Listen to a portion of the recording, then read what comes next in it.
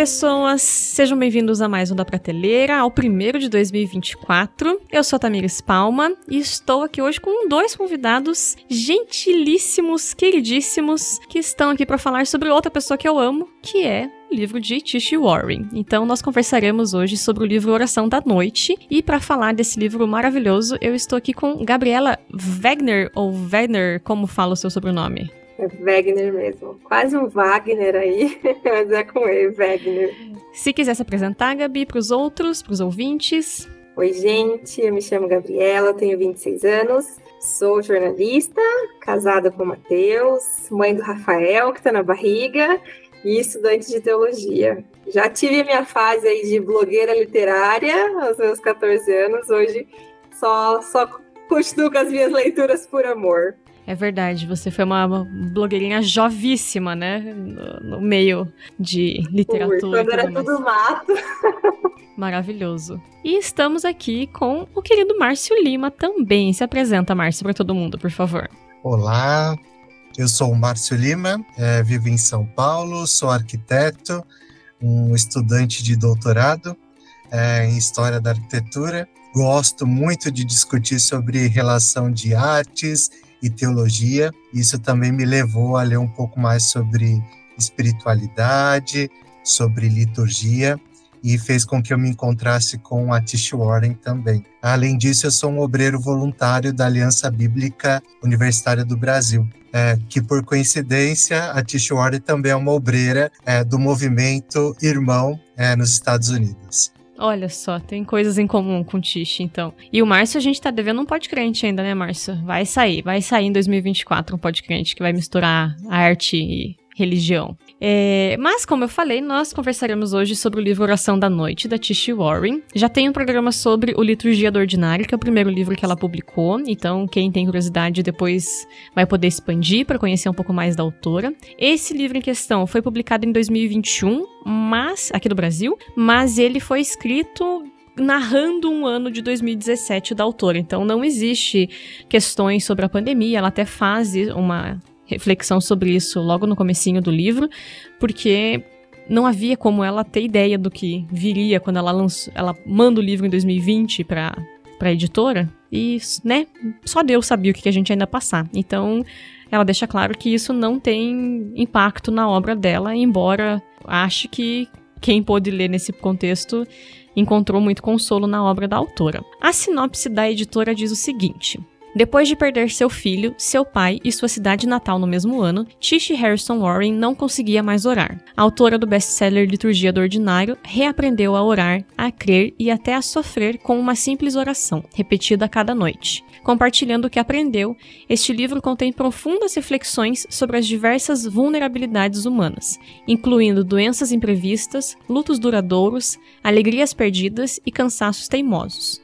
E como Deus parece estranhamente ausente em cada uma delas. Quer suas noites estejam cheias de riso, choro, ansiedade ou mesmo trabalho, T.S. fala como uma amiga que sabe o que é sofrer, mas que nunca despreza a sua dor.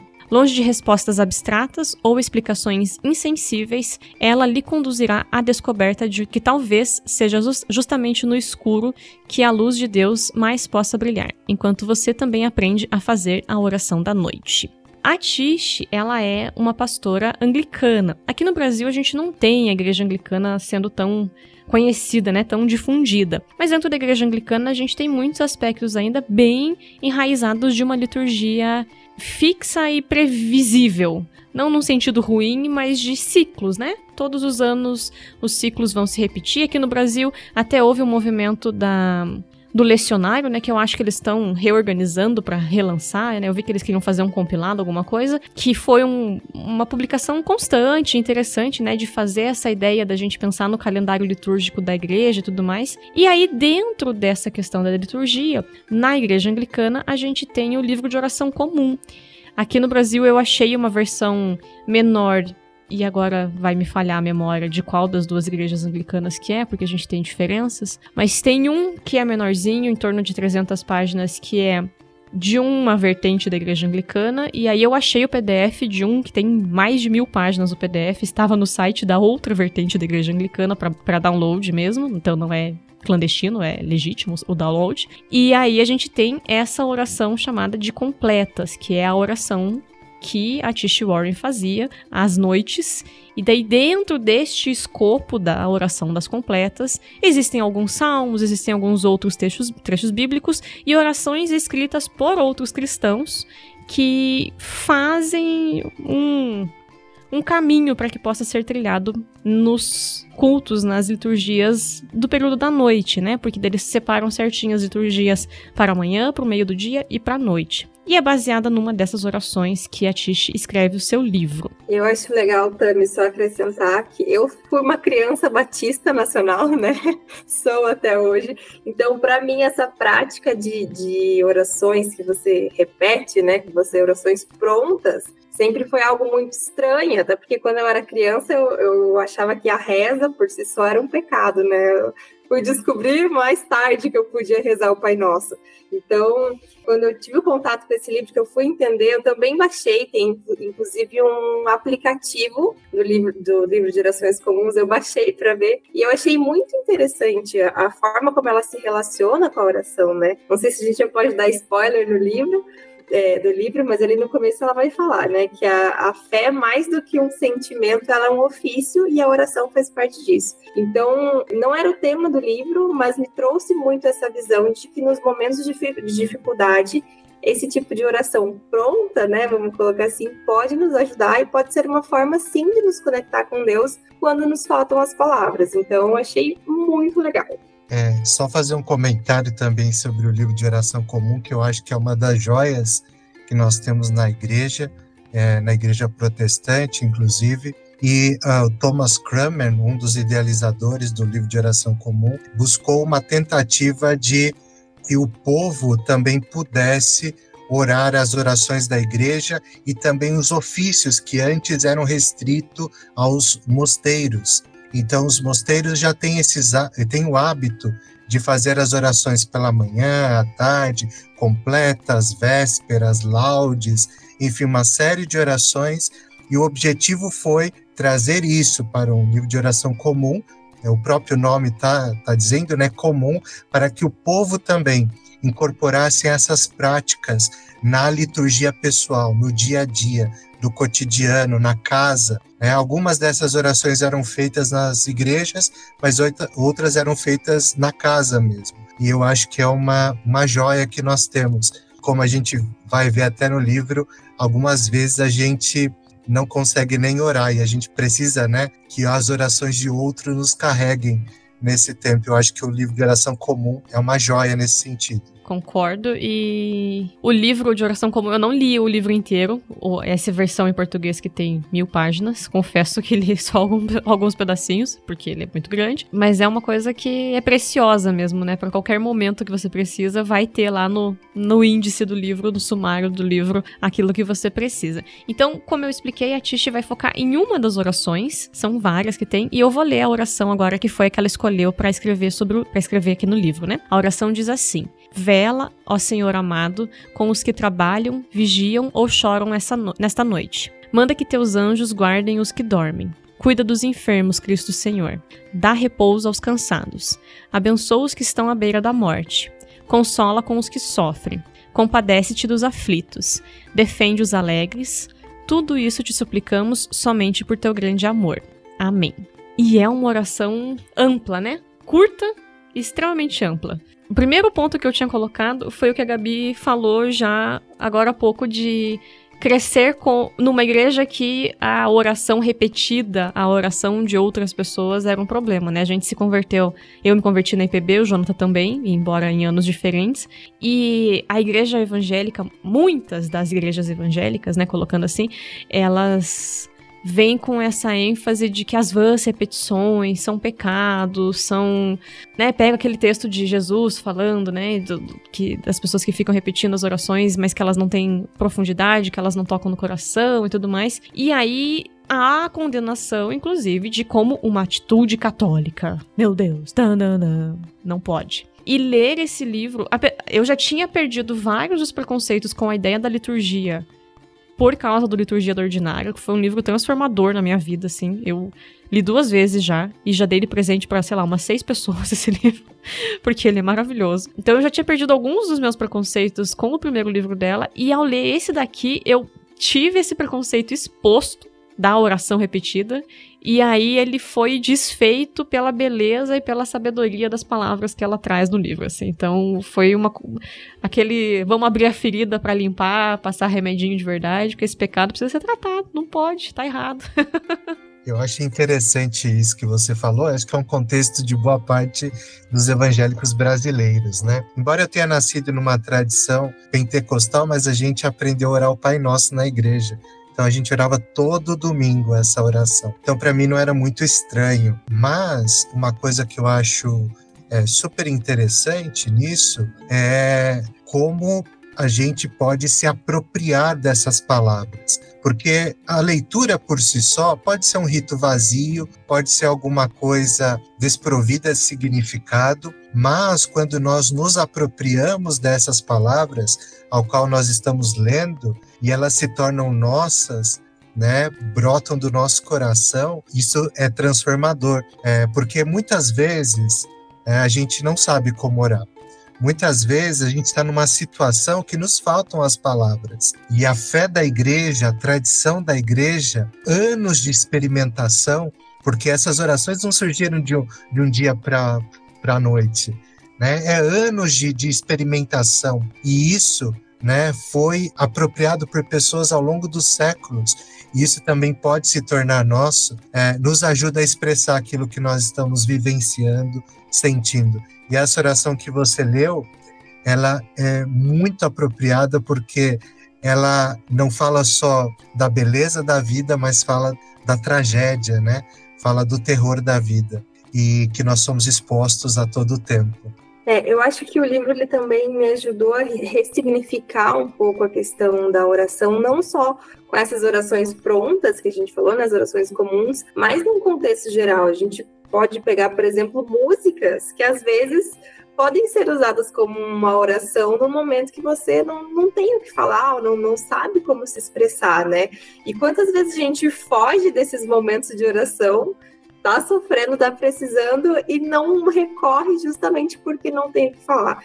Então, eu concordo muito com você com essa questão de quebrar os preconceitos ali. Eu também tive isso quando eu li o Liturgia do Ordinário, depois que eu li a Oração da Noite também. E eu acho interessante trazer esses outros pontos de vista de outras denominações, que, como você falou, aqui no Brasil não é tão comum, né, mas que nos ajudam a olhar de uma outra forma e de ir quebrando esses preconceitos, porque na minha cabeça, meu Deus, a pessoa que tá só rezando o Pai Nosso todo dia, ela tá em pecado, ou não tá orando certo, né?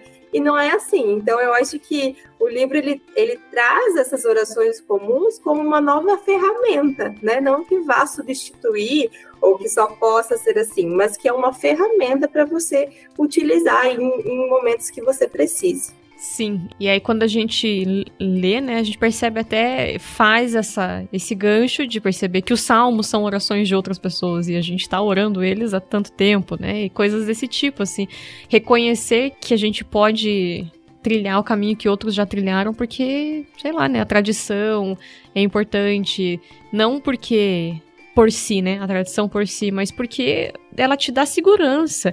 É que nem, teve fugindo assim, abrindo já, mas teve uma vez que eu tive uma amiga que fez intercâmbio, e aí ela foi na igreja, no intercâmbio, assim, e assim, eu já tinha, né, missionários e tudo, mas ela escreveu de um jeito que fez a minha cabeça mudar dessa vez, que ela foi e ela vivenciou a ceia.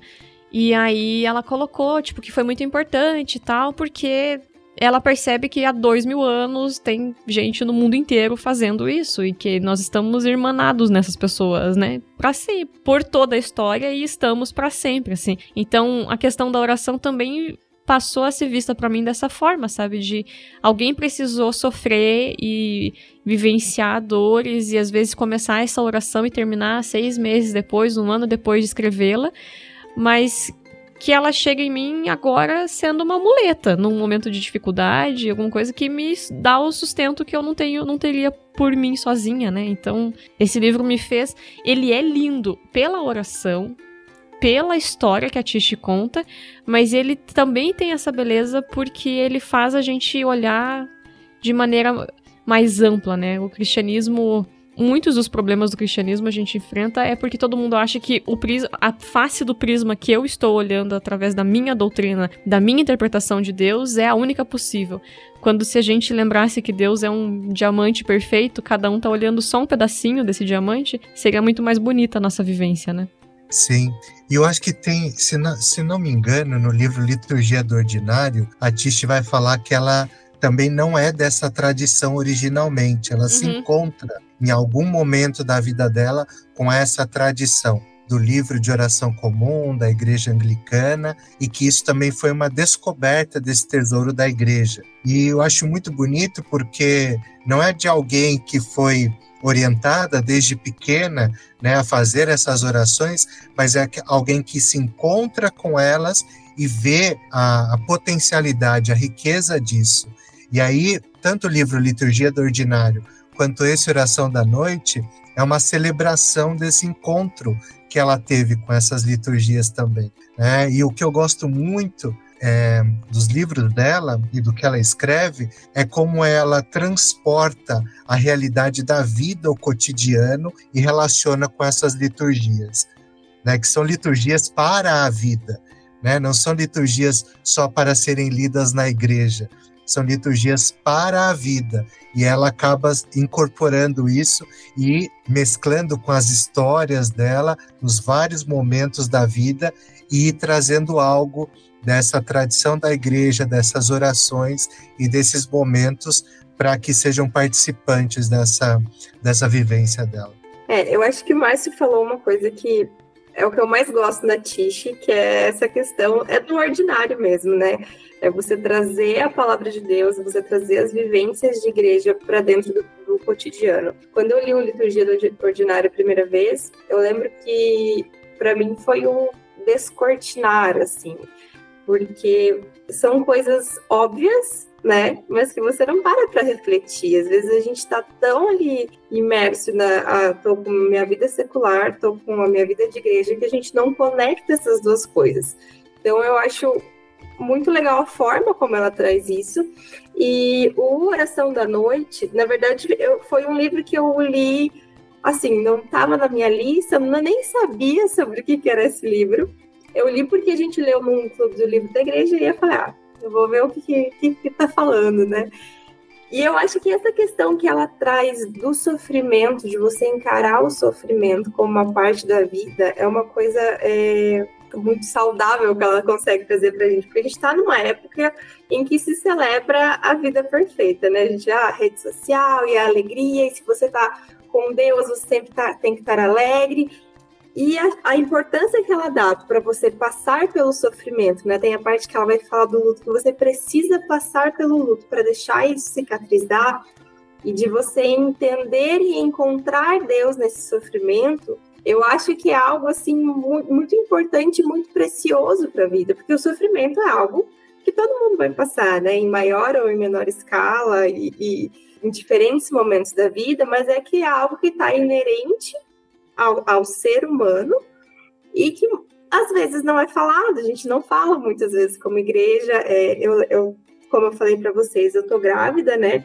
E logo que a gente descobriu a gravidez, a gente já contou para as pessoas. Então a gente contou assim com 4 semanas.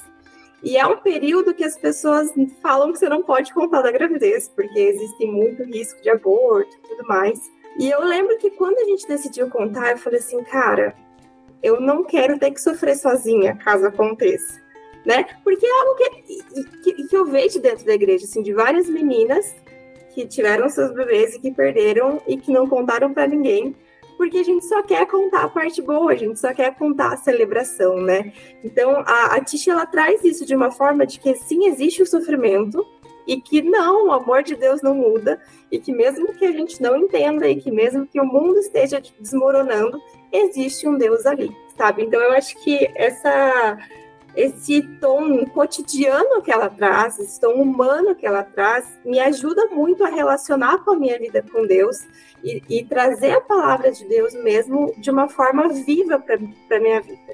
Então, eu gosto muito de tudo que ela escreve e acho que esse livro, assim, ele é muito precioso mesmo. Eu acho interessante também que o livro, embora ela, né, seja cristã, os cristãos leem o livro, mas eu acho que pessoas não cristãs também acabam se identificando com esse livro, porque ela trata de um problema existencial, que é o problema do mal, do sofrimento, dessa dor que todos nós temos.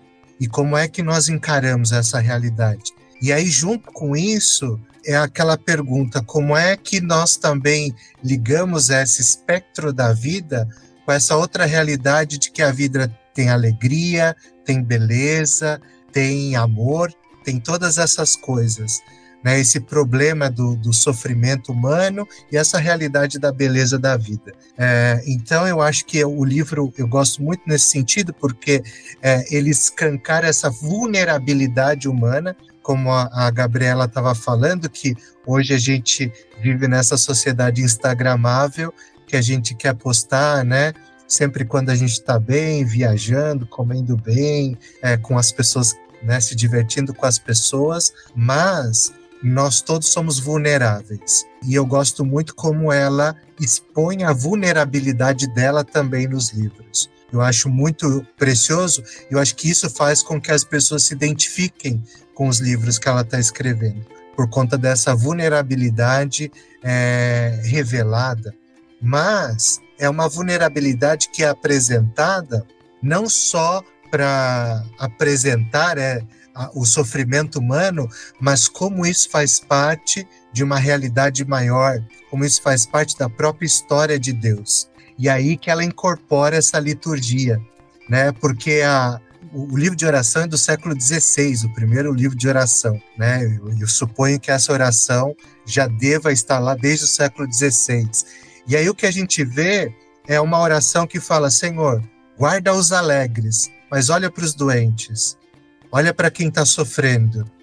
Eu não estou escondendo essa realidade humana, eu estou apresentando essa vulnerabilidade, essa dor diante de Deus. Eu acho que isso é o legal também, né, dessa oração, que ela nos ajuda a colocar, a ver a realidade como ela é de fato, de um mundo caído, de um mundo que a maldade existe, mas eu coloco ela diante de Deus e entrego ela diante de Deus. Algumas vezes ela vai falar, inclusive, do mistério da vida. Ela vai falar da Teodiceia, que é essa tentativa de entender essa relação da bondade de Deus e o problema da existência do mal, mas vai chegar algum momento que essa equação não é exatamente resolvida e a gente cai no campo do mistério.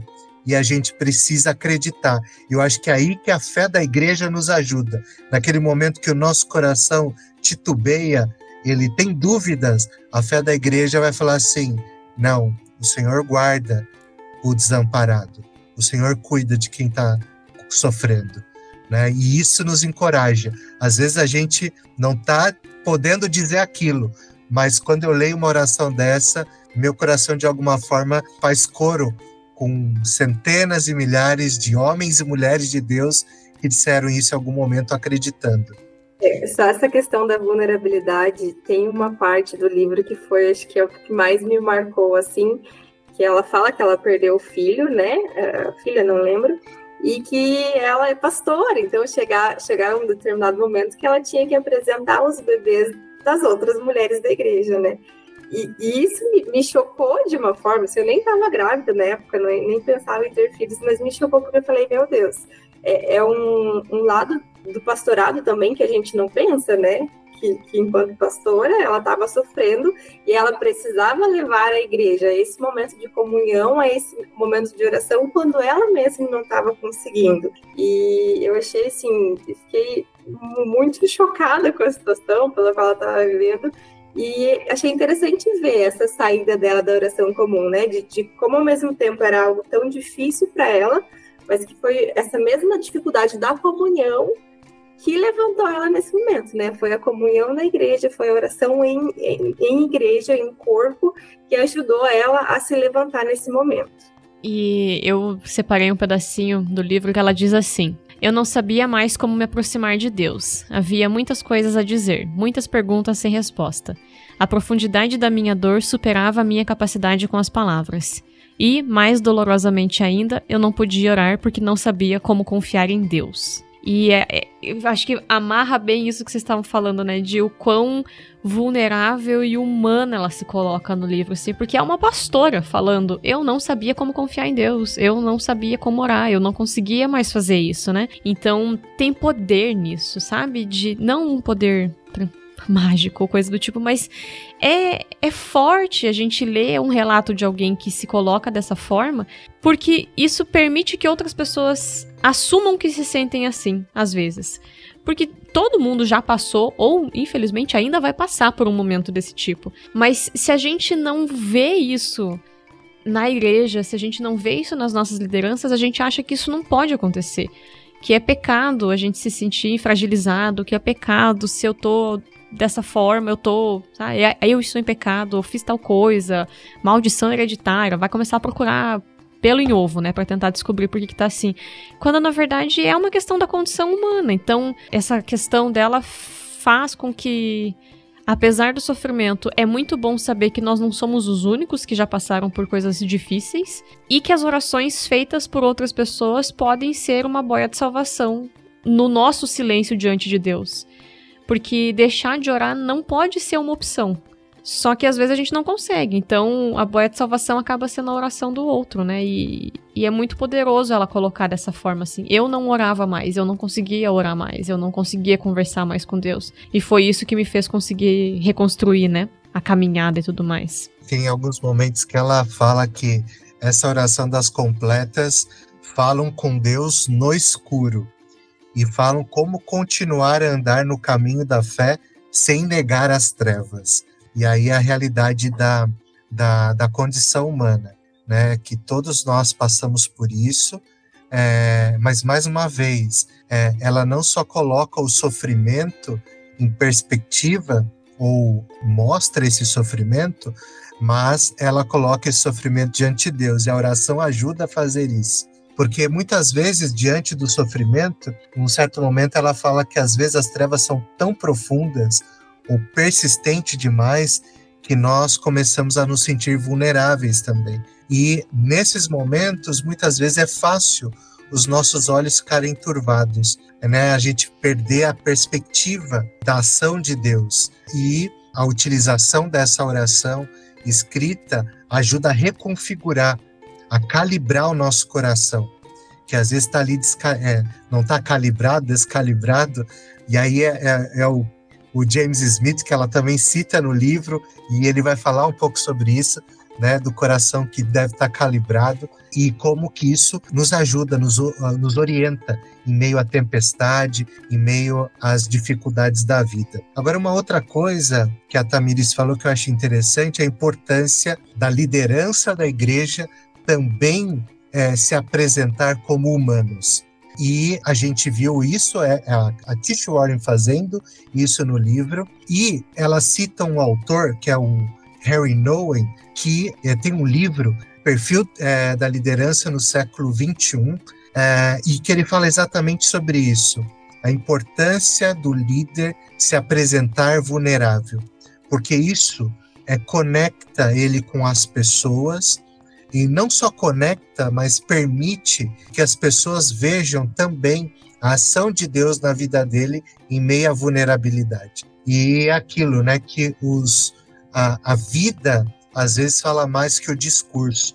E um líder que também sabe, de forma, claro, com sabedoria, de forma sábia, apresentar essa vulnerabilidade para a igreja também mostra que estamos todos irmanados nessa condição, mas que confiamos esse sofrimento, essa dor, essa vulnerabilidade ao Senhor que governa a história, que governa a história da nossa vida também. Eu acho muito importante isso. A gente passou por uma situação da nossa igreja de um líder, um pastor muito amigo nosso, muito próximo, que teve um câncer e acabou falecendo, assim, muito novo. E foi uma coisa muito inesperada, porque ele tinha 35 anos e era uma pessoa extremamente amada e extremamente querida por todos. E eu acho que a gente viveu muito do que ela fala no livro, assim, por que eu trouxe esse gancho, né? Porque a gente viu o nosso pastor, inclusive, o pastor presidente da igreja, chorando no velório com todo mundo. E como foi importante a gente viver isso e ver ele, porque foi um momento que trouxe, assim, inúmeras crises de fé para muitas pessoas da nossa igreja. E então a gente ter esse momento de ver ele sendo vulnerável e de também ter uns aos outros e se colocar nessa posição de que, poxa, estamos tendo crises de fé. A gente tinha pessoas que não sabiam mais orar, que não acreditavam mais na oração, né? E como que a gente vai lidar com isso? A gente vai lidar por meio da comunhão, né? E tem uma parte que ela fala do luto, e eu gosto disso, que ela fala que a gente não pode fingir que o luto não existe, né? O luto, ele precisa ser exposto, ela usa a metáfora ali da ferida, ela precisa ser exposta, precisa sair o sangue, precisa ser lavado para depois cicatrizar, né? Então, ela traz essa forma de que a gente precisa lidar com os sentimentos, né? Tem uma parte que ela fala também do trabalho, e se a gente está só trabalhando para esconder algo, para esconder um sentimento, também não é algo saudável, né? A gente precisa trabalhar, mas a gente precisa dar vazão a esses sentimentos.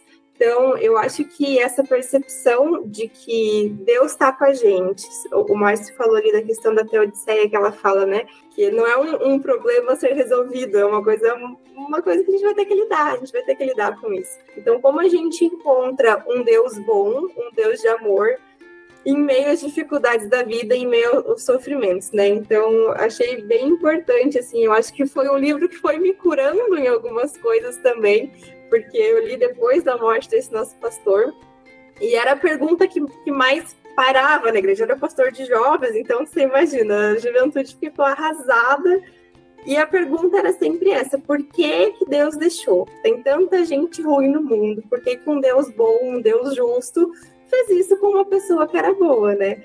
E aí, ele que me ensinou, inclusive, esse líder sobre a questão da Teodiceia, ele que me apresentou o conceito pela primeira vez. Então, quando eu li, eu falei, cara, tem coisas que a gente não vai decifrar aqui. São coisas que são mistérios de Deus. O que a gente precisa saber é que existe um Deus bom e que ele está sofrendo junto com a gente, né? A gente não sabe o motivo da aflição, a gente não sabe por que a gente está sofrendo. Nem sempre esse sofrimento vai ter um propósito super maior que a gente vai descobrir aqui, mas ele está lá com os aflitos, né? Ele está lá comigo nesse momento de escuridão. Sim, muito difícil, e obrigada por dividir isso com a gente. Não é fácil, mas obrigada. Eu acompanhei, né, quando você postou e tudo, não é fácil, sempre é uma surpresa mesmo, né? Ainda mais porque ele era realmente muito jovem, né, o rapaz. Mas uma coisa que eu coloquei também, mudando um pouquinho de assunto, que esse livro me ensinou a ter humildade. Esse livro me ensinou a ser humilde, de reconhecer que outros podem ter orado melhor sobre alguma coisa do que eu posso ter orado. Ou poderei orar na minha vida. Sabe? Acho que foi até libertador. É uma lição de humildade, mas é até libertador. De tipo, tá tudo bem você fazer orações mais ou menos. Tipo, teve gente muito boa fazendo orações ótimas. E fica com as tuas, que são, né, ok, sinceras e tudo mais. Mas que não vão ser orações da igreja, do mundo. Mas que tem pessoas que oraram por assuntos que você não pensaria dessa forma, porque a sua vida, né, querendo ou não, a minha vida é uma vida como de todo mundo é uma vida limitada, é uma visão limitada. Então eu não vivi muitas coisas que não me permitem ter orações tão bonitas ou tão complexas ou tão específicas sobre assuntos que eu não teria pensado se não fosse pelos outros. Então esse livro me ensinou a confiar na tradição da igreja, enquanto essa tradição aponta para uma vida de piedade, uma vida de oração, uma vida de entrega da nossa confiança aos pés de Jesus, e me fez mais humilde de reconhecer que tá tudo bem usar a oração de outras pessoas também. E o que é interessante é que elas não foram escritas para pertencer a uma pessoa, a pessoa que escreveu. Elas foram escritas a partir de uma experiência humana que dialoga com a experiência de outras pessoas. que dialoga com a experiência de outros crentes, né? Ela é experimentada por quem escreveu e é experimentada por quem vai ler no futuro. É muito da experiência dos Salmos, né? O Salmo sempre foi o saltério, o inário, né? O livro de música da igreja. Os judeus utilizam até hoje, né, o saltério como seu inário, e eles foram escritos porque a gente tem nele, acho que todas as possibilidades de emoções humanas retratadas. A alegria radiante, desde o medo do futuro, desde uma inquietação sobre a ação de Deus e até uma revolta contra os atos de Deus. Nós temos isso exposto, escancarado, que algumas vezes choca algumas mentalidades, né? Talvez algumas piedades, mas essa é a realidade da condição humana. Algumas vezes nós estamos insatisfeitos e precisamos colocar isso diante de Deus, mas não é emoção por si só, não é a minha condição por si só, mas é essa condição diante de Deus, apresentada diante de Deus. Senhor, eu não concordo contigo, muitas vezes o salmista falava, mas ele está fazendo isso diante de Deus. E no final, o Senhor reordena o olhar dele e a perspectiva do coração e fala, olha, o caminho não é por aqui, o caminho é para um outro lado que você não está vendo. E aí ele é capaz de dizer, Senhor, só tu sabes todas as coisas, só o Senhor é soberano sobre terra e céus, e o governo de tudo pertence ao Senhor. E eu acho importante isso. Tem um momento que acho que no prólogo, a Tishwar vai dizer, eu estava cansada até os ossos, o meu coração estava partido, eu não podia conjurar uma fé espontânea e ardente. E eu acho que é essa experiência, como a Tamires falou, né, que muitas vezes nós nos deparamos e o caminho não é não orar. O caminho não é não se apresentar diante de Deus. Mas como é que nós fazemos isso, tanto que eu não tenho condição? A tradição da igreja, a própria escritura nos ajuda a fazer esse tipo de coisa.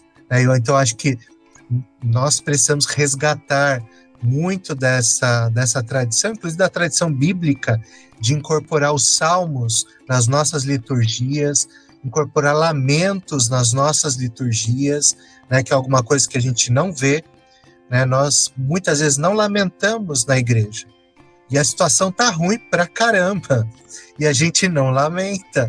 Parece que as nossas liturgias têm uma perspectiva muito de vitória, ou uma piedade um pouco que diz que confia no amor de Deus, mas é aquela coisa muito melodramática, mas às vezes o que a igreja precisa é de lamento, né? Às vezes, por exemplo, na pandemia, muitas vezes o que a gente precisava era um salmo de lamento, sendo lido pela comunidade. Então nós precisamos incorporar novamente essa realidade do espectro da vida humana na própria liturgia da igreja. Na página 71 tem uma frase que eu marquei aqui, que é muito boa e que acho que expressa um pouquinho disso, né? Que é, se o nosso culto público expressa apenas uma confiança inabalável, ousadia, vitória e avivamento, estamos aprendendo a ser menos honestos com Deus do que as próprias escrituras. Então eu acho que a gente esquece às vezes, né? Eu cresci um pouco com essa mentalidade de que eu não posso questionar Deus, ou Deus fez assim e você tem que aceitar, você não pode reclamar, e às vezes você fica inflamando algo no seu coração ao invés de se abrir com o Senhor, né? Poxa, Deus, ele quer te ouvir também, não vai ficar bravo se você se questionar. E na própria Bíblia a gente vê, né, como você falou, nos Salmos tem coisas que hoje eu lendo assim, eu falo, nossa, eu nunca tinha prestado atenção, mas a galera revolta também às vezes, né? Então eu acho bem interessante esse ponto de vista da gente poder ter essa honestidade com Deus. E aí, voltando um pouco ali no que a gente falou no começo, no que vocês voltaram agora, como essa questão da oração comum, para mim é muito incrível pensar que essas orações que foram feitas há tantos anos atrás, elas não só servem para nós ainda hoje, mostrando que a condição humana ela é cíclica, né? Os problemas que eles tinham lá atrás a gente também tem hoje, mas como a gente tem um Deus que estava tanto lá no passado quanto está hoje, e a gente pode usar essa mesma oração para ter o consolo que a gente precisa. Maravilha! E aí, mais alguma coisa que vocês destacaram como pontos importantes do livro que vocês queiram comentar? Hoje eu estava dando uma folhadinha, eu li o livro no metade do ano passado, e aí uma coisa que me chamou bastante a atenção foi que um dos últimos capítulos é sobre a alegria, né? E eu achei bem curioso esse processo, porque ela passa ali por todo o processo da tristeza e o processo do luto, e ela termina justamente com esse capítulo sobre alegria, e ela fala que você ter alegria, você tem uma frase aqui que eu marquei, que diz assim: pedimos para que Deus defenda os alegres, para que proteja aquela parte de nós que é corajosa o suficiente para acreditar que boas coisas acontecem. Né? Então, eu achei bem legal, porque você passa por esse processo, né, do sofrimento, e ela termina aí nos últimos capítulos com alegria, lembrando que a gente também serve um Deus de alegria, e que mesmo na dificuldade é possível encontrar alegria nele, né, e não nas circunstâncias. Acho que uma coisa que eu também noto, a utilização que ela faz da oração das completas, mas também, em vários momentos, ela fala da importância da liturgia da igreja como forma de orientar o nosso olhar. Então, as completas é um momento do dia, né, que nós paramos para fazer essa oração. Como eu disse, podemos fazer em comunidade ou sozinhos, mas ela também fala da importância da gente olhar para essa liturgia da igreja, e aí a liturgia histórica, eu acho que ela nos ajuda também a vislumbrar um pouco essa realidade. A forma como essa liturgia histórica é ordenada, em que eu tenho momentos de confissão de pecados, domingo após domingo, eu estou fazendo a minha confissão de pecados, e depois da confissão de pecados, eu tenho um texto que vem após a oração, que nos lembra do perdão de Deus, e aí o momento da própria Santa Ceia no culto, essa cadência do culto também nos ajuda a vivenciar essa própria realidade humana, que é uma realidade humana caída e que reconhece o seu pecado, por isso nós pedimos perdão, mas que tem a sua história ordenada para o grande encontro com o Cristo, né, que é através da Santa Ceia, que nós nos encontramos também com o próprio Senhor e com o Senhor ressurreto. E aí tem um momento que ela fala aqui na página 85, eu só queria fazer essa leitura desse trecho, e que ela diz o seguinte: a tarefa da igreja é aprender a manter nossos olhos bem abertos para como Deus está agindo. Nos reunimos a cada semana vigiando a procura do Rei vindouro, e com a diligência de uma sociedade de observadores de pássaros, procuramos a glória ignorada em nosso meio, a presença inusitada, mas regeneradora, de Deus no mundo. Vigiamos à espera de vislumbre de redenção agora ou no porvir.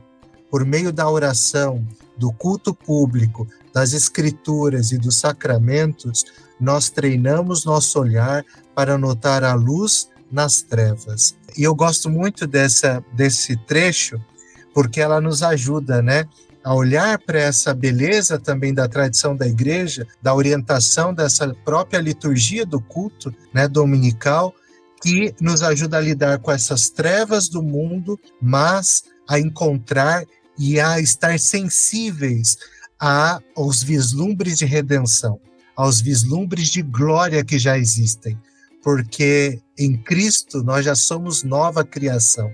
Em Cristo nós podemos dizer que nós pertencemos a um Deus de amor e que nós já podemos também externalizar esse amor nessa realidade de nova criação, mas que ainda aguarda a manifestação plena desse reino de Deus. Então, existe não só uma beleza, mas uma verdade em incorporar, né, e olhar para essa tradição da igreja, inclusive para essa tradição da liturgia da igreja, do próprio culto, né, para essa configuração, essa organização do culto que nos orienta também nesse mundo, para entender aquilo que Deus está fazendo em nós. Essa realidade que Deus nos convoca para o culto, e quando Ele nos convoca, Ele fala conosco, nós falamos com Ele nesse diálogo e alguma coisa acontece, alguma coisa poderosa acontece, porque nós estamos diante do grande Deus, o Senhor de toda a história, o Senhor de todo o cosmos, e Ele também transforma, calibra e reorienta o nosso coração. Então eu acho que a Tish Warren ela é muito feliz em também trazer esses elementos para que a gente, talvez de outras tradições cristãs, possa conhecer, né, essa tradição a qual ela pertence, mas também ver a grande contribuição para a nossa espiritualidade através desses escritos dela e dessas lembranças que ela faz. Tô quase chorando aqui. Que bonito, gente, que bonito. O livro é bom demais e vocês dois, meu Deus, tô convertido de novo aqui. Ai, e aí, gente? Alguém quer aceitar Jesus? É a hora. Talvez tenha alguém se convertendo ouvindo o programa. E aí, Gabi quer começar? Ou Márcio, por que vocês acham que o nosso ouvinte tem que ler essa obra? Olha, se depois de tudo que a gente falou, a pessoa ainda não se convenceu. Brincadeira. Eu acho que o que principal, assim, como eu falei no começo, é essa questão ordinária que a Tish traz para a espiritualidade. E esse, em especial, é a questão do sofrimento, sabe? Todo mundo vai passar, em algum momento, vai passar por um sofrimento. E como a gente lida com a nossa fé por meio do sofrimento, sabe? Então, é um livro que, se você não precisou, você vai precisar em algum momento. E eu acho que isso, assim, é uma ferramenta para você lidar com as dificuldades e esses momentos de noite, né, como ela vai falar no livro, que surgirem na sua vida. Então, eu acho que é um livro necessário para a espiritualidade em tempos difíceis. Eu acho que, de alguma forma, como a Gabi falou, todas as pessoas vão se identificar com esse livro, porque passam por dias difíceis, noites escuras, né, da alma, mas também pela maneira como a Tish mostra a sua vulnerabilidade. Eu acho que isso é um ponto positivo e também um destaque na forma como ela escreve. A gente não vê muita gente expondo a sua vulnerabilidade, muito menos escrevendo sobre a sua vulnerabilidade, mas ela faz isso, e eu acho que aí nos identificamos com essa autora. Além do mais, dê uma chance para conhecer uma espiritualidade mais enraigada, mais encarnada também. Porque o sofrimento faz parte da nossa identidade, ou faz parte da nossa condição, melhor dizendo, dessa condição enquanto seres viventes, dessa condição encarnada. Nós sentimos dores, nós cansamos muitas vezes. E o livro vai falar dessas dificuldades, mas vai falar também de como a graça se manifesta em coisas ordinárias e pequenas do dia. Tem um momento do livro que ela vai falar que às vezes a gente está tão quebrado, com o coração tão dilacerado, que o que a gente precisa é tomar um sorvete. E naquele momento que nós estamos tomando sorvete, algum lampejo de graça, algum vislumbre da graça de Deus se revela, né? Então é ver essa espiritualidade realmente encarnada na vida e como ela se manifesta no seu cotidiano, se manifesta em todas as coisas da vida. E eu acho que o livro também nos ajuda a ter uma visão mais encantada da realidade. Eu acho que nós vivemos num mundo muito desencantado, inclusive, infelizmente, posso dizer isso, em igrejas desencantadas, que perderam esse encantamento com essa realidade de um Deus que não está solitário lá em cima, mas que intervém na vida, está presente na vida, que se encarnou por meio de Jesus, seu Filho, que conhece a realidade humana. E nós precisamos acreditar nisso. Na oração da noite, tem um momento que o autor vai falar assim: manda os teus anjos nos guardarem. Nós vivemos num mundo que existem anjos que estão a serviço de Deus. Então, acho que a Tish Warren nos ajuda também a ter um olhar mais encantado sobre essa realidade. Não é sobre magia, mas é sobre essa realidade de Deus, que também é imanente, mas também transcendente. O capítulo dos anjos é sensacional. Eu fiquei, meu Deus, é verdade.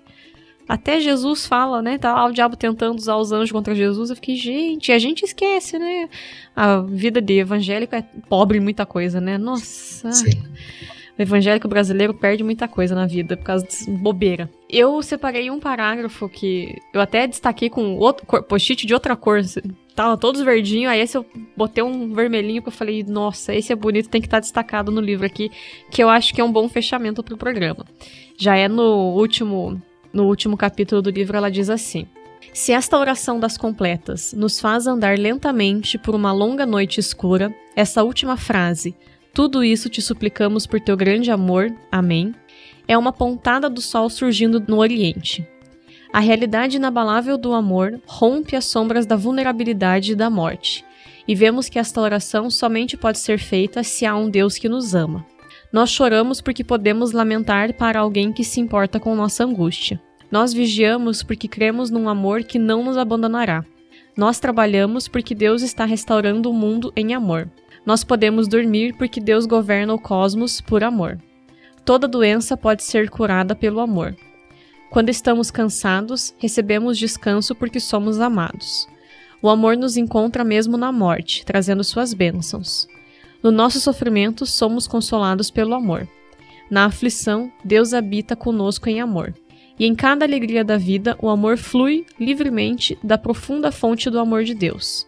Tudo que já pedimos de Deus, seu cuidado, dádivas, bênçãos, confortos, compaixão e defesa, é pelo grande amor dele.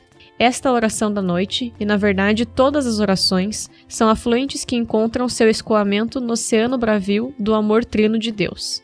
Então, ao nos sentarmos, cansados, no fim de um dia comum, e orarmos as completas, a verdade mais definitiva sobre nós é que somos amados. E é Amém. Lindo, né? É lindo esse pedaço. Teve vários momentos em que eu tive que fechar o livro e chorar de soluçar. Marcado aqui no meu também. Eu tive que chorar de soluçar por uns 10 minutos até parar.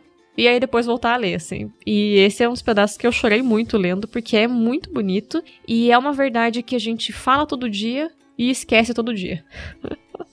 E precisa ser sempre lembrado, né?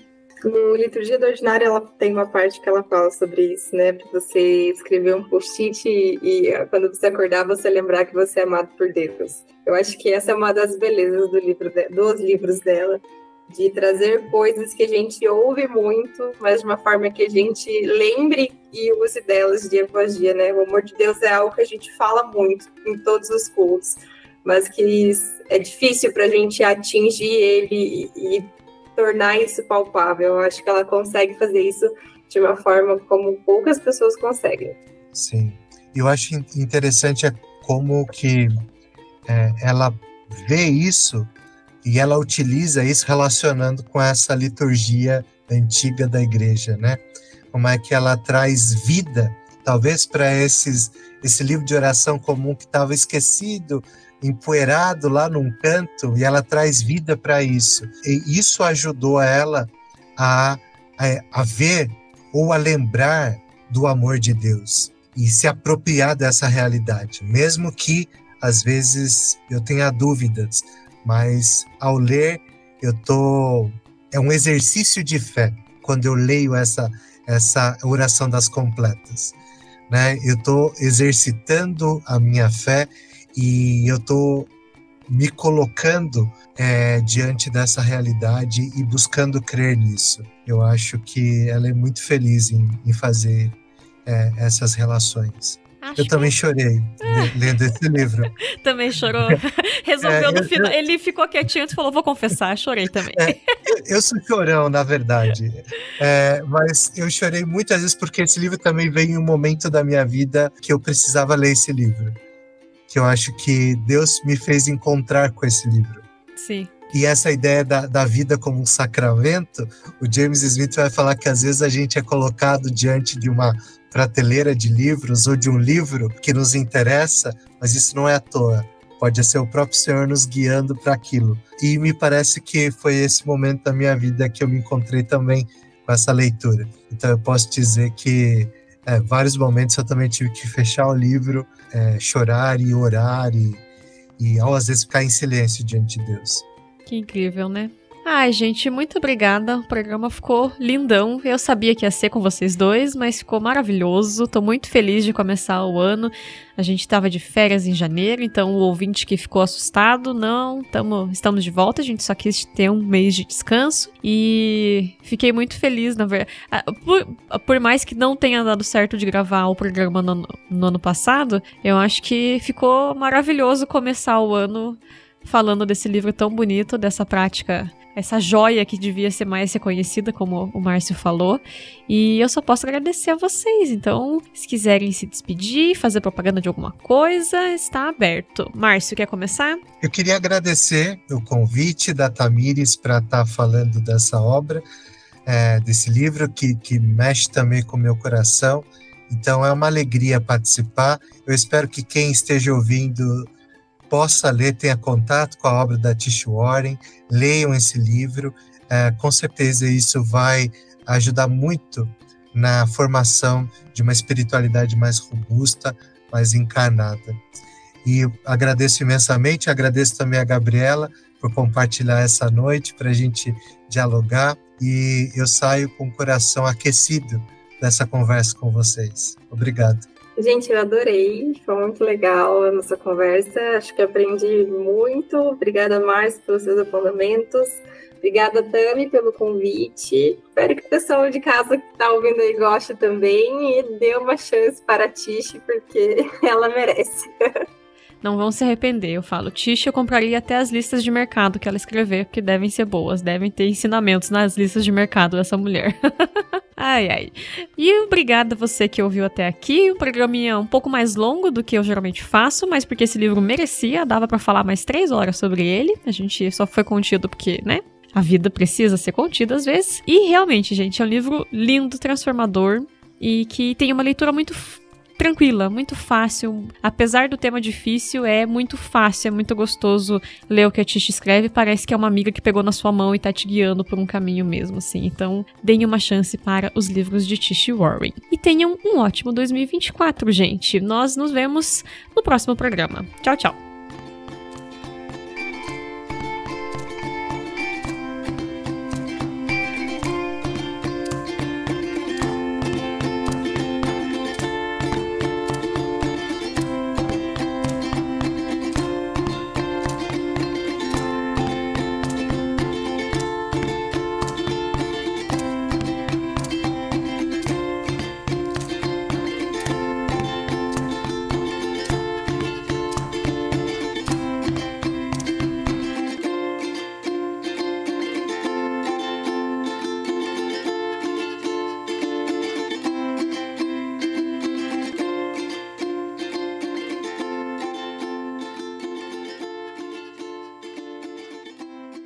Mamãe!